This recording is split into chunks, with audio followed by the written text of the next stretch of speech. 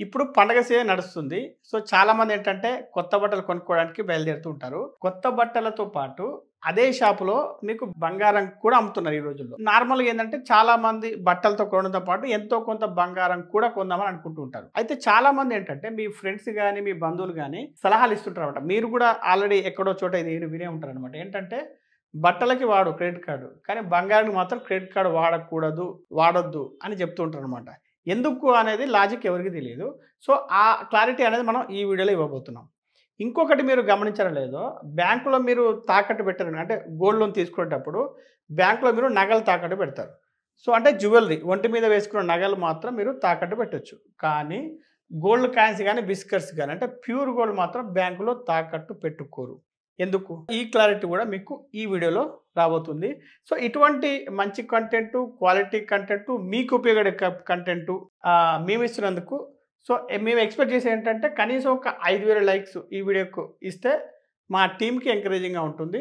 So, ఇప్పుడు అసలు వీడియోలోకెళ్దాం. 2013 నుంచి ఒక రూల్ అప్లై అవుతుందనమాట. మన ఆర్‌బీఐ ఉంది గదా! రిజర్వ్ బ్యాంక్ ఆఫ్ ఇండియా 2013 నుండి ఒక రూల్ తెచ్చిందనమాట. బ్యాంకులకి ఇన్‌స్ట్రక్షన్ ఇచ్చింది. ఏంటి అంటే గోల్డ్ కాయిన్స్ అంటే ఇప్పుడు బ్యాంకుకి సంబంధించిన బ్రాంచుల్లో మీరు గోల్డ్ కాయిన్స్ అమ్ముతూ ఉంటారు నార్మల్‌గా మీరు చూసే ఉంటారు.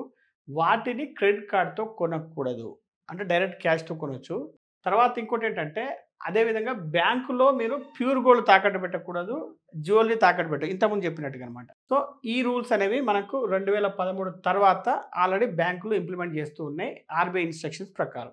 సో, ఇవి ఎందుకు జరుగుతున్నాయంటే ప్యూర్ గోల్డ్‌ని ఎందుకు ఇలా చేస్తున్నారు అంటే ఇప్పుడు ఒకటేంటంటే ఫస్ట్ ఆఫ్ ఆల్ మ్యానిపులేషన్ అనేది జరుగుతుంది. ఈజీ అనమాట. ప్యూర్ గోల్డ్‌తో మ్యానిపులేషన్ చేయడం ఈజీ. ఎందుకు అంటే ఇప్పుడు మీరు ఒక జ్యువెల్లరీ పెట్టారనుకోండి. దాన్ని రీప్లేస్ చేసి వేరే జ్యువెల్లరీ పెట్టడం బ్యాంక్‌లో చాలా కష్టం.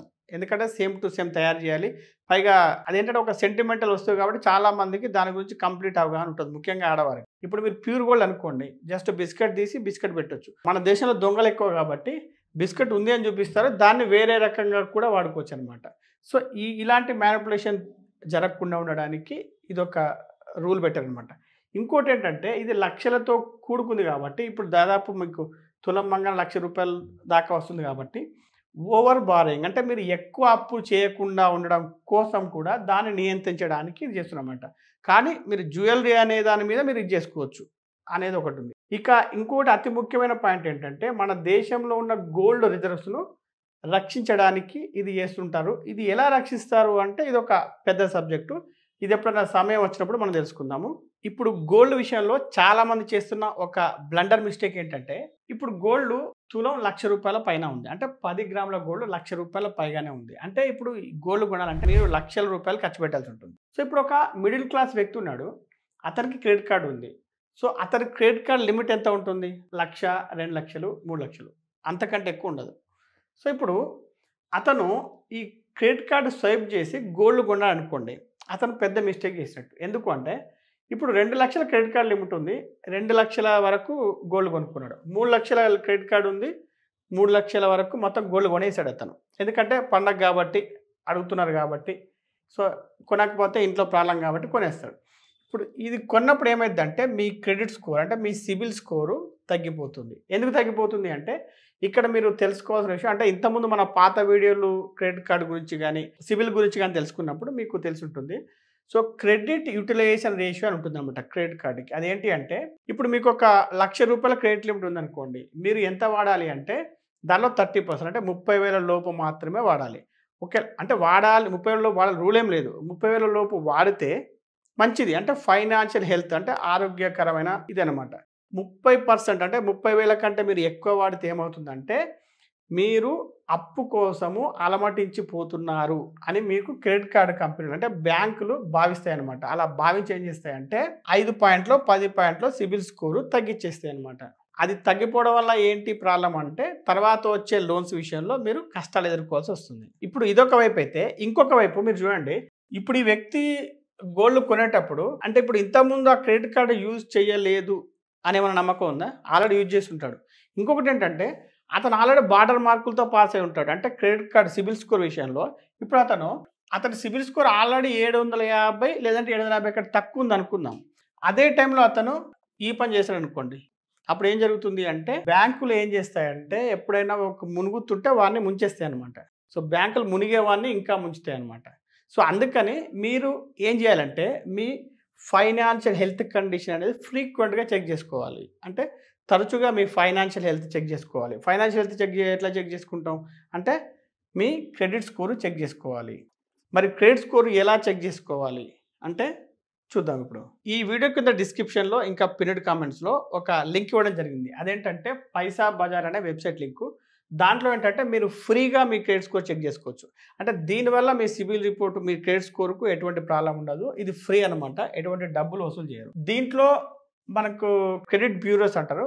అవి 4 కంపెనీలు ఉన్నాయి. సో దాంట్లో మనం ఎక్కువ సిబిల్ చూస్తుంటాం. అయినా కూడా మీరు ఈ 4 సిబిల్, ఈక్విఫాక్స్, ఎక్స్‌పీరియన్, క్రిఫ్ సో ఈ 4గిటి స్కోర్స్ కూడా మీరు దాంట్లో చెక్ చేసుకోవచ్చు ఫ్రీగా. అదేవిధంగా దీంట్లో క్రెడిట్ రిపోర్ట్స్ మీకు ఇంగ్లీష్‌లో వస్తాయి, హిందీలో వస్తాయి, ఇంకా 5 రీజనల్ లాంగ్వేజ్‌లో కూడా వస్తాయన్నమాట. సో అదేవిధంగా ఇప్పుడు ఇక్కడ ఒక ప్రోగ్రామ్ కూడా నడుస్తుంది వీళ్ళ దాంట్లో ఏంటంటే క్రెడిట్ ప్రీమియర్ లీగ్ అని చెప్పేసి. దీంట్లో మీరు ఫ్రీగా మీ క్రెడిట్ స్కోర్ చెక్ చేసుకున్నప్పుడు కూడా మీరు దీంట్లో కొన్ని రివార్డ్స్ గెలుచుకునే అవకాశం ఉంటుందన్నమాట. ఆ రివార్డ్స్ వల్ల ఏంటంటే మీరు ఐఫోన్స్ గెలుచుకోవచ్చు, అమెజాన్ వోచర్స్ ఇలా చాలా ఆఫర్స్ మీరు ఉంటాయన్నమాట దాంట్లో. ఇక ఇందులో మీరు పార్టిసిపేట్ చేసినట్లయితే ప్రతి ఒక్క పార్టిసిపెంట్‌కు అజ్యూర్డ్ రివార్డ్ అనమాట. అంటే ఏదో ఒక రివార్డ్ అయితే ఖచ్చితంగా వస్తుంది.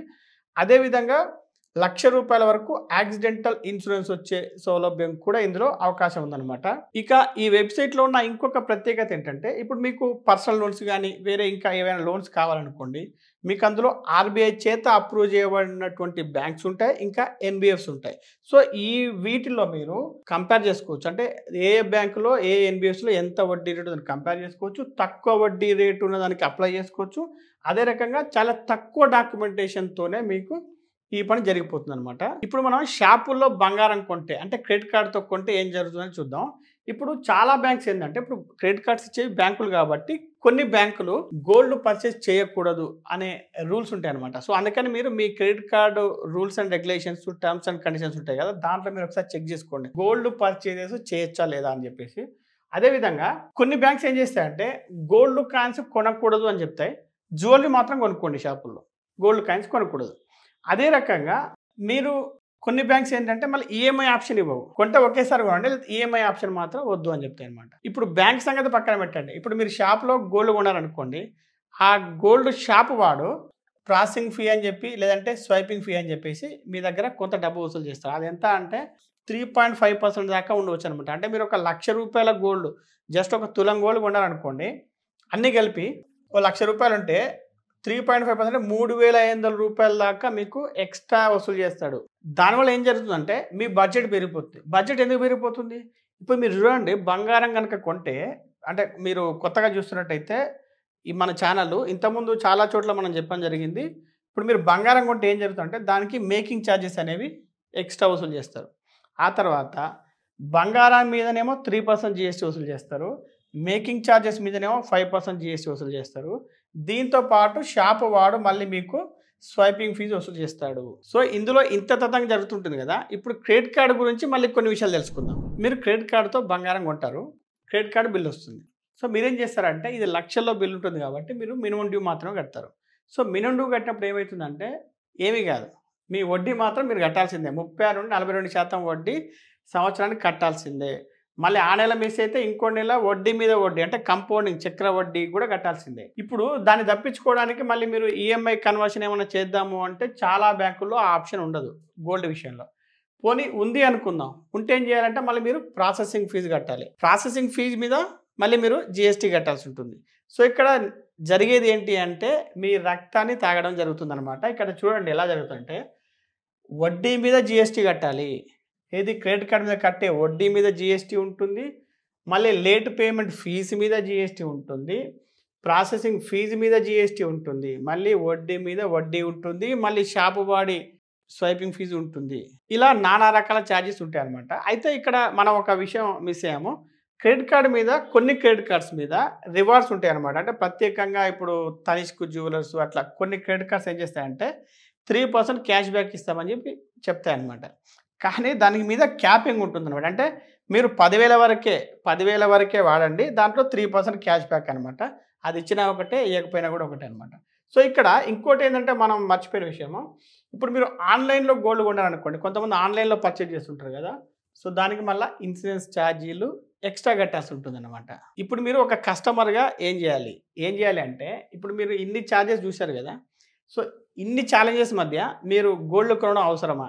ఇప్పుడేంటంటే మీరు ఇష్టం వచ్చినట్టు తిన్నారనుకోండి, మన హెల్త్ ఎలాగ పాడవుతుందో, ఇలాగే ఇప్పుడు ఇన్ని ఛార్జెస్, ఇన్ని ఛాలెంజెస్ మీరు గుర్తుపెట్టుకోవాలి. కొన్ని గుర్తుంటాయి, కొన్ని గుర్తుండవు. వీటి మధ్య మీ ఫైనాన్షియల్ హెల్త్ అనేది పాడవుతుంది. అంటే మీ ఫైనాన్షియల్ రిస్క్ పెరుగుతుంది.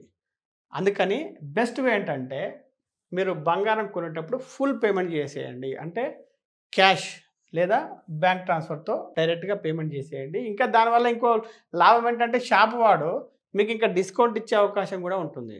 సో ఈ వీడియో ద్వారా మీరు క్రెడిట్ కార్డ్ ద్వారా గోల్డ్ కొంటే ఏం జరుగుతుందో డీటెయిల్‌గా తెలుసుకున్నారు కదా! సో ఈ వీడియో మీకు నచ్చితే లైక్ చేసి కామెంట్ చేయండి. మీకు తెలిసిన వారందరికీ ఈ వీడియోని షేర్ చేయండి. అలాగే మీరు ఫ్రీగా మీ క్రెడిట్ స్కోర్ చెక్ చేసుకోవడం కోసం వీడియో కింద డిస్క్రిప్షన్‌లో ఇంకా పిన్నుడ్ కామెంట్స్‌లో మనం పైసాబజార్ లింక్ ఇవ్వడం జరిగింది. సో మీరు ఫ్రీగా దాంట్లో క్రెడిట్ స్కోర్ చెక్ చేసుకోవచ్చు. అలాగే మీకేమైనా లోన్స్ అవసరం ఉంటే అక్కడ ఇవ్వబడినటువంటి ఆర్‌బీఐ అప్రూవ్డ్ చేయబడిన బ్యాంక్స్ ఉంటాయి. అలాగే ఎన్‌బీఎఫ్‌సీలు ఉంటాయి. సో అవి మీరు ఇంట్రెస్ట్ రేట్స్ కంపేర్ చేసుకోవచ్చు. మీకు తక్కువ వడ్డీ ఏదైతే ఉందో దానికి మీరు అప్లై చేసుకోవచ్చు. తక్కువ డాక్యుమెంటేషన్‌తో అప్లై చేసుకోవచ్చు.